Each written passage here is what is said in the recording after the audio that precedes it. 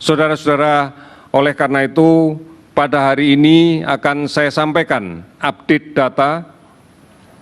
Ada penambahan kasus baru sebanyak 282 sehingga total menjadi 4.839. Ada kasus sembuh 46 orang. Kalau kita lihat distribusi terbesar, DKI sudah sembuh 163 orang. Kemudian di Jawa Tengah, di Jawa Timur 76 orang sembuh.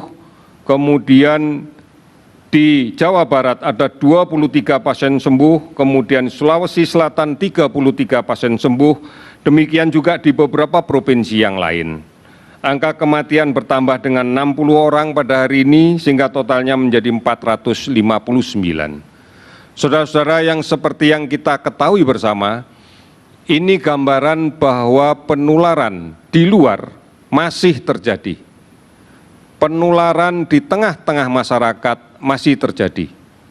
Ada dua faktor besar yang harus kita perhatikan. Yang pertama, masih ada kasus positif tanpa gejala, tanpa keluhan yang masih berada di tengah-tengah masyarakat. Ini menjadi sumber penularan.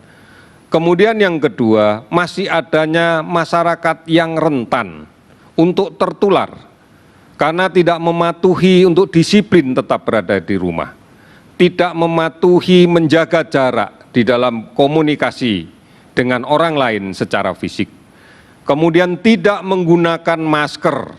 Ini juga menjadi salah satu penyebab, di samping kebiasaan mencuci tangan yang belum dilaksanakan dengan baik. Oleh karena itu, kembali lagi kami menghimbau, patuhi dan disiplinlah. Patuh dan disiplin cuci tangan pakai sabun dan air yang mengalir.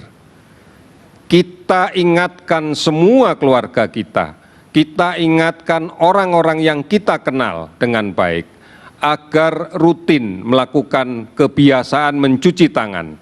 Kita mulai dari setiap rumah di tempat kita. Kita mulai dengan tetangga-tetangga kita yang terdekat.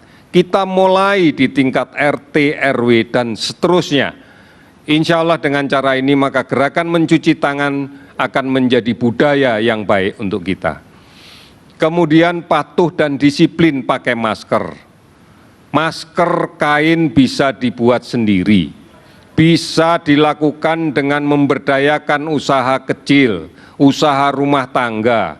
Ini menjadi peluang untuk kita semuanya. Kemudian patuhi dan disiplin menjaga jarak aman. Setidak-tidaknya 2 meter dengan orang yang lain. Patuhi untuk disiplin tetap berada di rumah. Semuanya sudah ada di rumah. Lakukan hal penting manakala berada di rumah. Kita sekarang menghadapi musim pancaroba, ancaman demam berdarah masih akan meningkat.